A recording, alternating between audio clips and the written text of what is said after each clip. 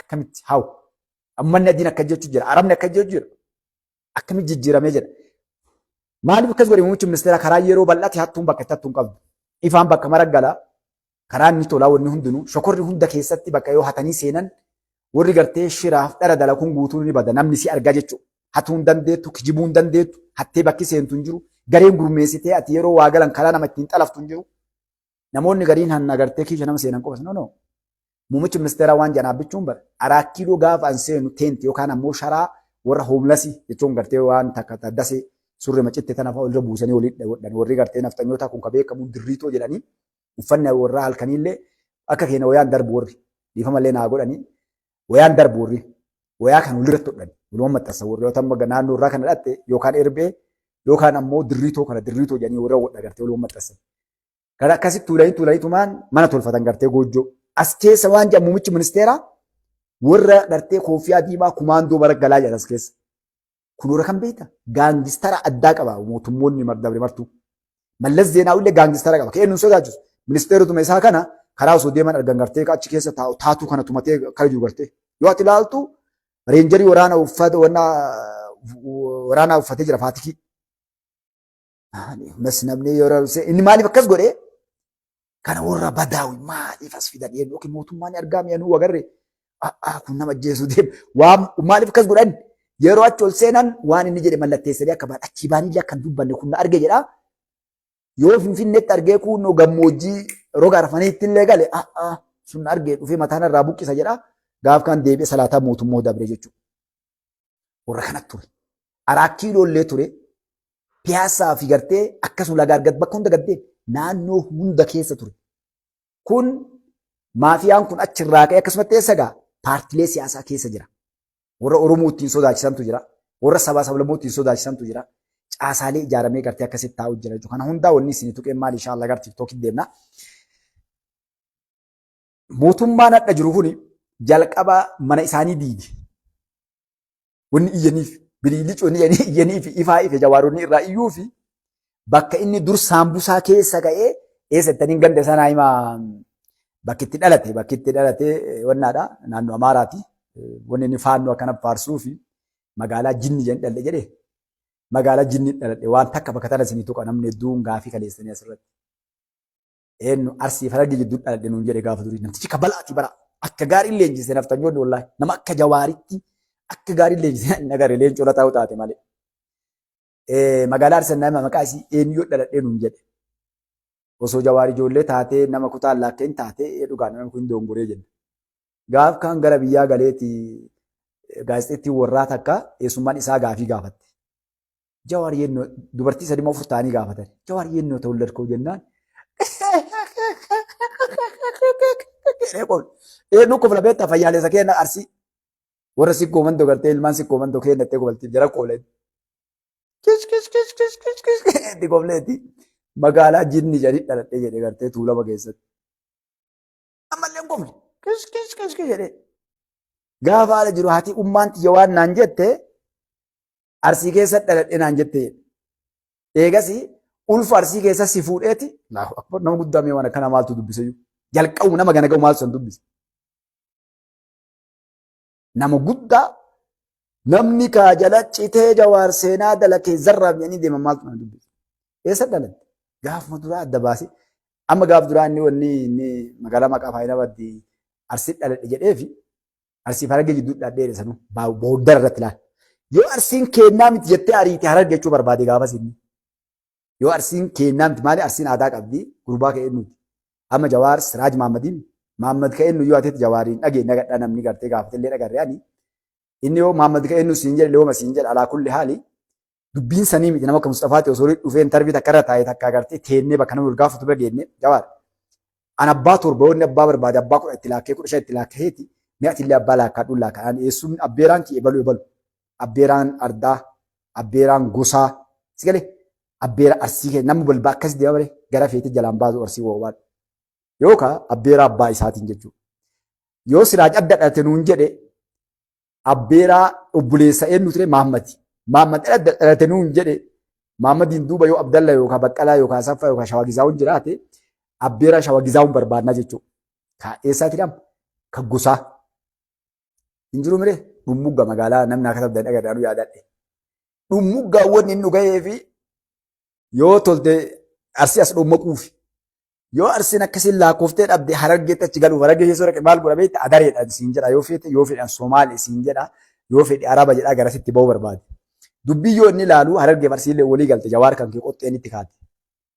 Akkanuma laalee dubbiin ichi boqqolloo kaaddara chatti qoroxxamuun jedhansanii gaggara galee gara dhixee tuulama dhaqe. Tuulama illee isa dhaabbate daangaa dhaqe daangaa Amaaraatiif tuulama. Kana jawween booda dhiira namtichi siyaasaa dalaguu irratti gaarii illee hin beeku. Asumaa ka'een Jawaariin guddaan kun isaa ganna 37 gaafas nuun jedhu ijoollee xiqqoo osoo taate hin guddafaat dogooree jenna jechuudha. Ammallee nu taphate. Ummaan tiyya Arsii keessan na ulfooftee jedhe. Mee kana maaltu Jawaariin geesse? Bes gaaf duraa dhumugga jedheemi an akka ta'ee tuulama keessa dhaladhee magaalaa Jinnii jedhee maan dhiise. Ni kofle ammallee. Kofli tun maal qabdi beektaa inni yaadate akka itti baratee fi waan yeroo san jedhanii barsiisanii fuulmurumaan itti himee jira garte.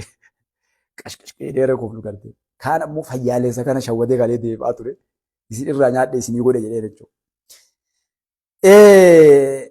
Kanaaf eessa nuun jedhe magaalaa Jinnii jedhan dhaladhee inshallah viidiyoo san barbaadee isinii fida. Maaliif kan isin dhaqa ilmaan Oromoo? Atammoo si gaafatan abbaa feeta ilma xiqqaa ijoollee yoo gaafadhe bakka tiraatti sitti. Keessaayyuu namni dhaganna 30 yoo jiru akka inni muka bara wayyaaneen dhuftu kanaan dura waggaa gabaabaa dhalatee akka inni mutti ba'a. Hin fakkaanne fakkeessii jedhe namtichatu borofa yookaan ammoo arraawwee baatee bar jedhi eegee fi harkaa fi gurra olii waraanee jedhe. Bara yeroo takka waraanee. Jennaani kabiraa ka beeku. Eegeen eessarti duubarti. Harki eessara asiin lafa jira. Gurri eejjara ajjira. Eeka walitti hin dhuftu baraawwan. Jennaan waan jedheen hin fakkaanne fakkeessee qabame biramu isii hooqattuu isii gurra hooqattuu waraanee jedhe. Eeka ammallee isa jalaaf ta'e namtichi. Gurra ka hooqattuu eegee ni miti. Harkaan hooqattii mire harkaaf gurra olii waraanee osoo jedhee ni taate. Namtichi eegee fi gurraa fi harka olii waraanee jedhee garte. Jawar akkas godhe. Dhumugga dhaladheeti akkanatti jabaa akkanaa ta'e nuun jedhe. Gaafa dhumugga irraa nu buqqifne gaafa fiiti abbeeraa kan kee gartee ati Arsii miti jenneen tuulama dhaladhee jedhe. Gaafa tuulama hambee xiqqoo dubbii irraa qabbanuufti. Soo kanaaf akkasii qaqqalee bareedduu ilmaan Oromoo walitti hin dheerannu. Wanni kana mara isin dhanneen maali? Warri karaa dinagdeen akkas taatee liqii kafaluu Itoophiyaan dadhabe jettu. Itoophiyaan ubbira dabartee inshaAllah biiznillaahi ta'ala jecha kiyyaa miti yoo rabbi jedhee. Qabadhaa jecha sana. Maaliif? Wanni dalagame kun guutuun doolara galcha amma achi birrii galcha. Abbaa bishaan abbaa dhalaan fagoon naqidatti. Yemee gurgurama walitti haa ta'u. Dhagaa jedhama. Keenyaa, Jibuutii, Soomaalee, Suudaan akkasuma biyyoota hedduu keessa achi deemu jedhamu. Ifaa gurguramu qoobaa dhugu. Ammallee bara inarjii nukileelli jedhan kun ka bu'aa kanaaf gartee karaa misoomaatiin bu'aa nuu qabu dhufaa jira. Gaaza baafan. Mee fagoo biraan naqin. Diroonii gurguraa jira, rasaasa gurguraa jira, taankii wanna hunda seenam. Bunni kakaleetii miti. Wanna hunda qotee bulaan kennam kombaayinaraan qotaa jira. Wanni kun guutuun isaatu ilmaan Oromoodha. Maaltu dhufe? Osoo kijiban, osoo falfalu ka horee horaa jedhanii dalaggaa muummichi ministeeraa dalagan. Namoota kaawwan hongossee ofii miti. Inni dammar haa dabalamu. Hin jenne dabaluu qofa osoo hin taane dhaqdhaqdhaan waan lafa kaayee fuudhee muummichi ministeeraa osoo paarlaamaa keessa teeteetti koflaa turte barduuyyee. Yeroo waa'ee meedikaalaa abbichuun dubbatan, yeroo waa'ee waraanaa dubbatan, yeroo waa'ee dinagdeedhaa dubbatan hundayyuu akkana bakka hundaa ofii seenaa. Inumaa akkas nu godhu deemaa jiran uummanni Itoophiyaa akkam beeka pirootokoolii asii ol tuqatee suufa itti tuqee boodikaardii ofii 3-4 cinaa kaahee ganama waajjira seenaa barcuma marsaa oolee bayaa mindaa isaa fudhatee bayaa namuu gartee olii mallatteessaa lafa qotee bulaa keenya buqqisanii namuu gartee horii fudhateet ilmaan isaa Awurooppaa, Ameerikaa, Chaayinaa mana ijaarataa as keessa viillaa ajaa'iba kana ijaarataa gaafa hangoo gubbaa bu'e ilmaan guuratee gara biyya raarita. Nama tokko Itoophiyaa keessatti dhagaa bu'uuraa kaayee xumure mootummaa qofa hin bara. Horii itti kennanii Mallas Zeenaawii bara tokko dhiifama waan dubbii harkisaa. Mallas Zeenaawiidhaa gaafii gaafatan. Warri naannoon Oromiyaa misoomni akkamii maal jedhanii gaafatanii jennaan. Naannoon Amaaraatiif Tigraayii akkasuma naannoleen kuuwwan baajatan itti kennu fixaniiti nu dabalii jedhii jedhe. Naannoon Oromiyaa ammoo baajatan itti kenne akka irraa fayyadamanii kaannat deebisanii jedhe. Warri kun warri waa misoomee keessa waa dhadhaabaniif baajata baasee itti kenne kana madameef xumuraniiti finde jedhanii osoo yeroon hin gahin waggaan hin gahin nu gaafatanii jedhe. Naannoon Oromiyaa gaafa waggaan gahe birrii hagana lafaa qabnaa irra nu dabalaa jedhanii kaleessan. Maaliif akkas goon beektaa isaa? Isa biratti honnaa fudhachuuf jaalala kabajaa yookaan ammoo maaliif tokko naannoo Oromiyaa akkan ijaaramne barbaada inni ni beekanii. Lammata ammoo amanamoo ta'anii warra gartee horiin balleessine godhanii of agarsiisuudhaaf uummata akkasitti taphachaa ba'an jechuudha. Warra akkas ture Itoophiyaa keessatti kun kan yeroo gara irbuu dhufu namni hateen achisiisin gaafangoo irraa bu'ee gaabbaadhaan. Sishoomuuti yaalballaa sishoomuuti yaalballaa sishaaruuti qoccaal jedhan namni gaafa filame hateen achisiisin gaafangoo irraa bu'ee gandaggale gaabbaa jedhanii kaanii miree kalee. Warri akkas jedhee kutaa tokkorraa haawuyii barate takka abaa caallee jennu baratee kutaa 12 fixee yuunivarsiitii dhaqee yookaan digirii dippiloomaa wayii fuudhee dhufe hundinuu hatee achisiisuudhaaf qophaa'ee dhufe abbichuun dura akkasii bara Itoophiyaa keessatti. Abbichuun dhufnaan maal jedhee namni anarratti diinaa hattuuf kijibduudhaa jedhe. Nama hin dalanne jedhe abbichuun. Namni barbaadu nama ummata waan amaanaa ummata seen takka osoo hin tulle dalagu warra gartee suufaas gubbatti ol tureen jennaan akkana gootayyuu amma agartaa eegale namuu gartee. Kana bardiinni guddaan abbichuutti baate. Akkasitti himtayyuu hanna dhorgita yes.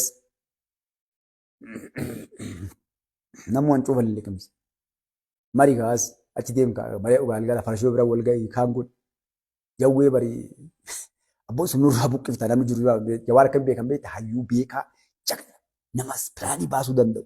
Nama gartee wanna hundaa sakandii diiwatte nama sakandii keessatti kun godhee diiwu nama dandeettiin biyya 128 bulchanuun hin jenne hoolaa baatee dhaqaramuu yeroo makiinaa keessaa buusan boolee Mikaa'el kana galaa namtichi namuu yeroo kaan gajjedhee gartee manatti gajjedhee akka ijoollee isaatu gartee dhunganne tuffiifonna jedhu kuni yeroo mana kiiloomeetirri tokko hafi mana jawaarii biraan ba'u bara kiiloomeetira meetira siin jedhe.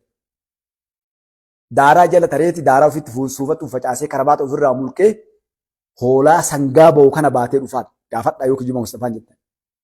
Hoolaa sangaa ba'u kana baatee bara. Ijoolleen sakattaatu akkasuma hoolaa wajjin sakattaati dhaabdee gartee sakattaan mana jawaarii bara. Rabbi sitti fide yaa jawwe hojii ta'e nyaadhu hima gootee bara. Fayyaanis gadhe bitti taphatee bara jabaatu. Wallaan achi falfalatti godhee bari jettan malee nagaan nama akkas godhe hin jettu. Bar namni jawaariin tuqame warri jawaaritti taphate hadha bar yeroo akkan dubbadhu amma eessuma argee mataa irraa buqqisa namticha kana jedha yoo taa'ee garte anatti si ergee abbaa maal gootaa natti jaba baafta an hoolaa baadhu siin hin jenne an jawaarii salaatii siin hin jenne an jawaarii ijoollee tee dubraa geessiin hin jenne jaartii tee geessiif siin hin jenne balaa san guutuu fiddee rabbi si haa balleessu jechuuf hin toltu dhukkeenitti maaliif akkas godha beektee waggaa 10 faajiyaan hannana dhorgaa abbichuun ebar kana akkana si godha inumaa maaliif baranne qofa nu ifaanye ilmi abbaa qabeenyaallee bara waan jedhu abbaan itti hatee gaafa qormaata akkasitti taraabi akkanatti ifaanye anne akkana goona waldaarissee akkasitti ilmaan Oromoo seenaa teenna keessaan baanu guyyaa tanaa baane haasofna wanni yaadamee lafa kaayan mammaakii jaldeessaa tokko ni beektanii bisii tana jedheetti gara TikTok kennan ati TikTok sun ganna manniisu